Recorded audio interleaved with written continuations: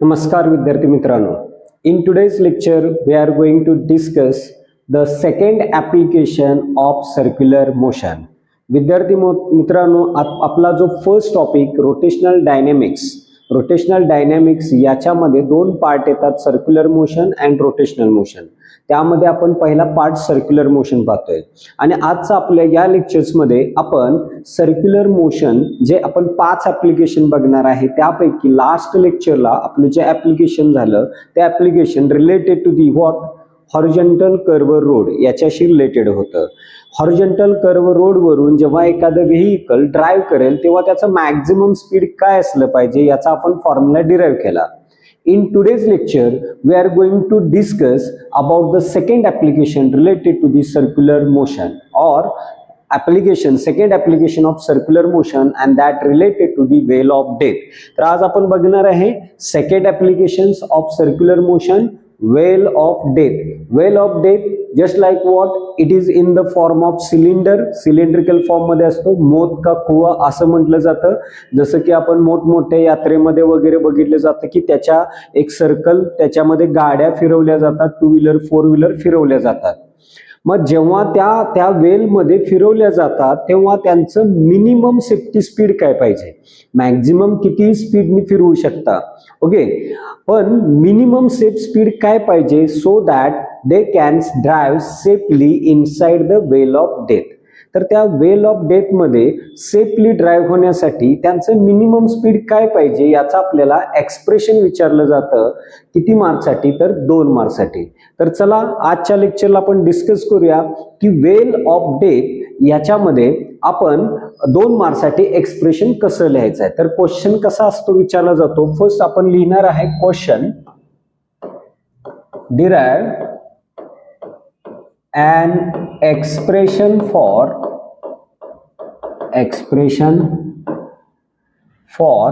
derive an expression for minimum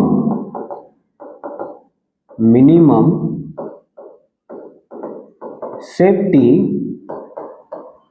speed of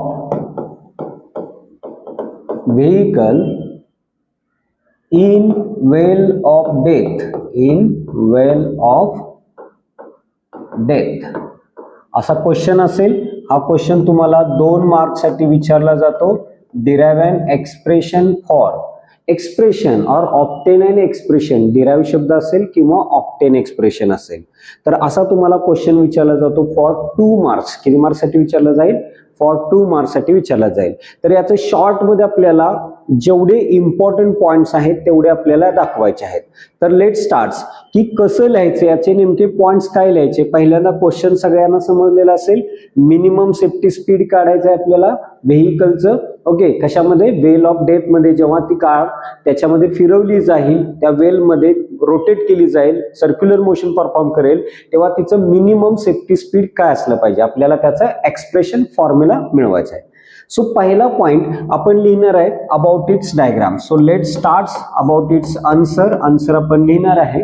so let us consider A vehicle of mass m. Let us consider a vehicle of mass m, ज्याचं मास m आहे असं आपण घेणार आहे. Let us consider a vehicle of mass m which moves आणि ते फिरणार आहे, or it performs circular motion. आपण सांगू शकतो which moves in a wheel of radius are shown below. So that's a simple sentence लिहायचं, जास्त पण लिहायचं नाही. पण इन शॉर्ट आपण एक लेटेस्ट कन्सिडर एक व्हेइकल आहे ज्या व्हेइकलचं मास m आहे आणि ते व्हेइकल त्या वेल मध्ये फिरतंय की ज्या वेलचा रेडियस आहे r, शोन बिलो. आणि आपण एक छोटीशी डायग्राम दाखवायची. Diagram is most important part, तुम्हाला अर्धा मार्क्स या डायग्राम साठी मिळणार आहे. सो दॅट्स इम्पॉर्टंट आहे. तर आपण बघूया त्याची डायग्राम आपल्याला कशी काढायची आहे वेल ऑफ डेथची. जस्ट काय करायचं विद्यार्थी मित्रांनो, एक तुम्हाला असा सिलेंड्रिकल फॉर्म मध्ये वेल घ्यायचा आहे. Okay, this is cylindrical form मध्ये वेल घेतला. हा त्याचा सेंटर, हा त्याचा रेडियस असेल आणि अशा वेल मध्ये एक व्हेइकल सर्क्युलर मोशन परफॉर्म करते. म्हणजे आपण इथे एक व्हेइकल घेऊया आणि त्याची सर्क्युलर मोशन आपण दाखवणार आहे इथं. It performs and circular motion. आता इथं व्हेइकल आहे, that's a position of vehicle. This is व्हेइकलची पोझिशन आहे and that vehicle inside the well of death performs circular motion, horizontal circular motion perform करते. आता जेव्हा ते मोशन परफॉर्म करेल तेव्हा त्याचं स्पीड काय असलं पाहिजे, तर आपण इथं काय करायचं आहे, हे व्हेइकल जेव्हा परफॉर्म करतं तेव्हा इथं देखील त्याच्यावर 3 फोर्स ऍक्ट असतात. पहिला, the force due to the weight mg, downward direction दाखवायचं आहे. The force due to the weight mg, it acts in the downward direction. Okay, that's first force आहे mg. सेकंड आहे नॉर्मल रिएक्शन, ऑलवेज परपेंडिक्युलर असते, always perpendicular असते. n with the normal reaction perpendicular to the surface असणार आहे and it acts horizontally inward direction आहे. And the last force of friction between tires and the surface of that wall. त्या वॉलचा किंवा वेलचा जो surface आहे त्या आणि टायर्स ऑफ व्हेइकल यांच्यामध्ये असणारा फोर्स ऑफ फ्रिक्शन तो व्हर्टिकली अपवर्ड डायरेक्शनने ऍक्ट असतो. Fs, that's a static friction. Okay, that's a static friction between what tires of vehicle and surface of wall or well, you can say that. So that's important diagram. आपण याला काय करणार आहे, double अंडरलाईनचा असा square box करायचा आहे. सेंटरला diagram always काढायची पेजच्या सेंटरला आणि that's one of the simple diagram आहे. साधी सिम्पल डायग्रामच काढायची आहे. महत्वाचं त्याचं लेबलिंग आहे.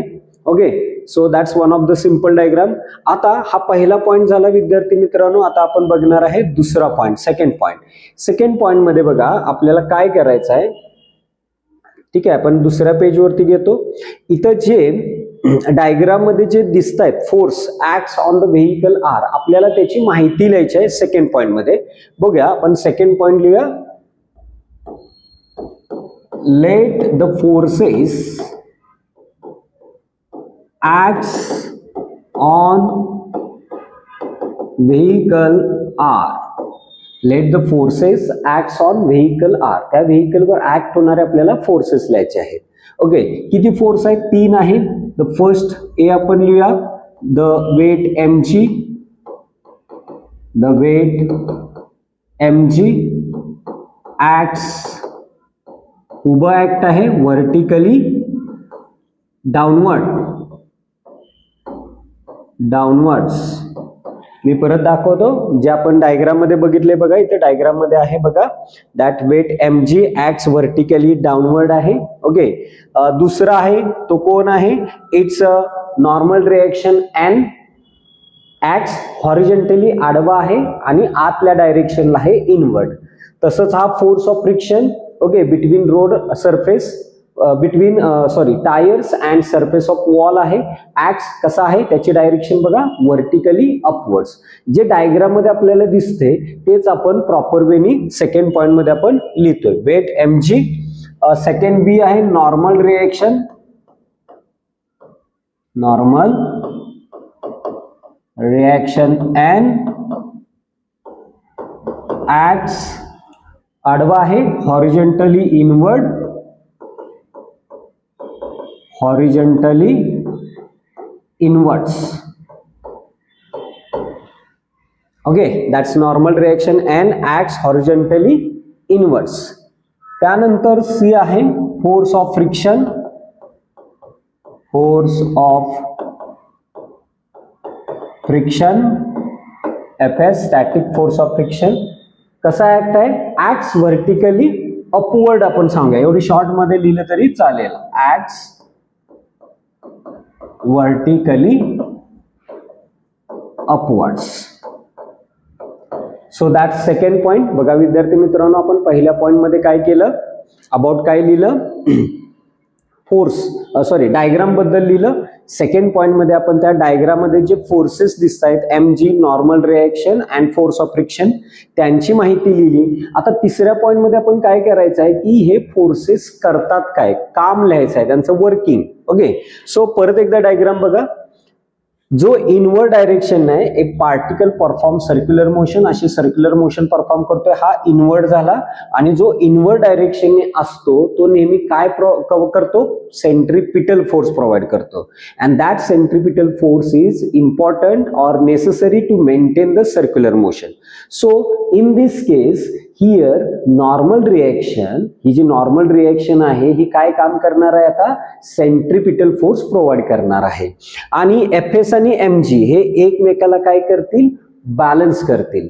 सो डायग्राम वरूनच आपण तिसरा पॉइंट लिहिणार आहे काय, तर नॉर्मल रिएक्शन काय काम करतोय, इनवर्ड डायरेक्शनने ऍक्ट आहे, तो सेंट्रिपिटल फोर्स प्रोव्हाइड करतोय. आणि एफएस आणि mg इक्वल अँड अपोजिट आहेत, ते दोघं एकमेकाला काय करतील, बॅलन्स करतील. सो बघा आपण लिहूया त्यांच्याबद्दलचे पॉइंट्स. अबाउट थर्ड पॉइंट आपण लिहिणार आहे, let the normal reaction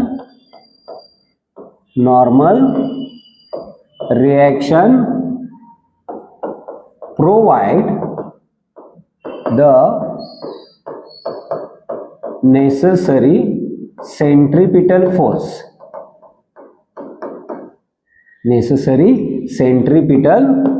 force.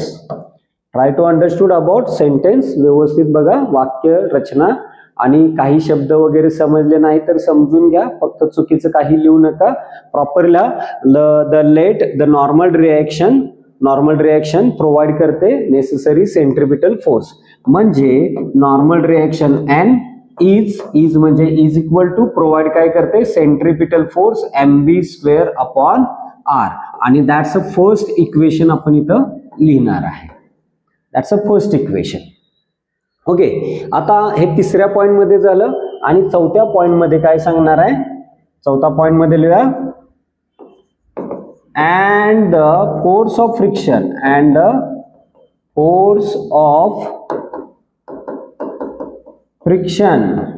F balances the weight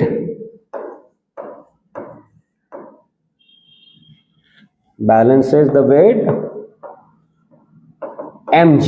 एवढंच लिहायचं, सिंपलच लिहायचं, जास्त लिहायचं नाही. The force of friction F balances the weight mg. म्हणजे F इज इक्वल टू आपण लिहिणार आहे mg. That's an second equation. आणि हे काय असणार आहे, सेकंड इक्वेशन असेल. फर्स्ट आहे normal reaction n is equal to mv square upon r. Second equation आहे f is equal to mg. असं आहे. झालं. जो डायग्राम वरून इम्पॉर्टंट माहितीचा पार्ट होता तो संपलेला आहे. आता जस्ट सिंपल हे दोन इक्वेशन्स काय करायचे आहेत, आपल्याला सॉल्व्ह करायचे आहेत. इथं आपण नॉर्मल रिएक्शन इक्वेशन 1 किंवा फोर्स ऑफ फ्रिक्शनचा फॉर्म्युला वापरू शकतो आपण. म्यू एन, बघा मी इथं फोर्स ऑफ फ्रिक्शनच्या फॉर्म्युलामध्ये किंमत वापरतो. फोर्स ऑफ फ्रिक्शन म्हणजेच mu N mu S into N असतं, is equal to mg. Just मी पुट केला फॉर्म्युला कोणाचा, फोर्स ऑफ फ्रिक्शनचा, static friction mu S into N. But N equation 1 मध्ये आपण इथं बघितलेलं आहे, इक्वेशन 1 मध्ये एन ची किंमत काय आहे, mv square upon r. Just put करूया आपण ती व्हॅल्यू इथं, म्हणजेच असं येईल, therefore mu S into mv square upon r is equal to mg. Okay, असं येईल. इथं m ला m कॅन्सल होईल, r आणि म्यू रिअरेंज केला तर v square is equal to rg upon mu s असं येणार आहे. And just remove the square जर रिमूव्ह केला तर दिस इज मिनिमम स्पीड येईल, अंडर रूट मध्ये जात आहे rg upon mu s. So this is expression for,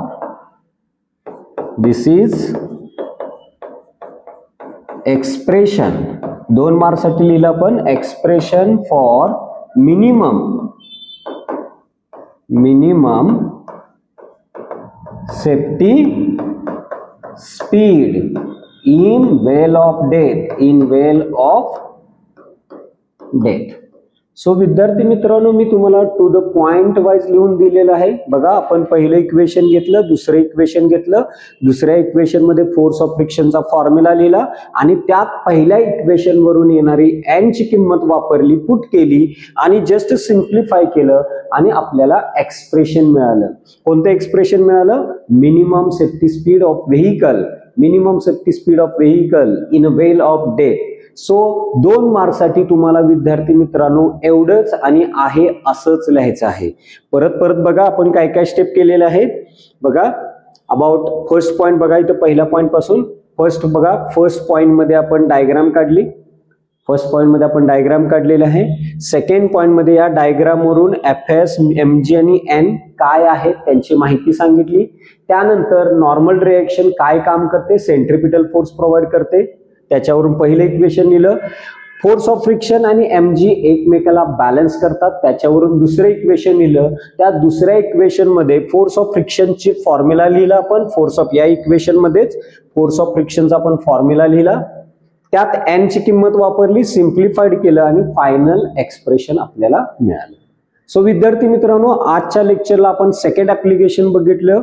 okay, कोणतं? वेल ऑफ डेथ आणि त्याच्यामध्ये minimum safety speed of vehicle आपण बघितलं. 2-3 वेळा बघा, आहे असे पॉइंट्स लिहून घ्या आणि आहे असंच तुम्हाला बोर्ड एक्झामला लिहायचं आहे फॉर 2 मार्क्ससाठी जर क्वेश्चन आला वेल ऑफ डेथचा तर. Okay, I hope so everyone better understood about the expression. That expression for 2 marks, 2 marks साठी एक्सप्रेशन असतं आणि बोर्डाला तुम्हाला एवढंच लिहायचं आहे, असंच लिहायचं आहे, टू द पॉइंट वाईज लिहायचं आहे. Is that clear? तर कीप युअर स्टडी वेल.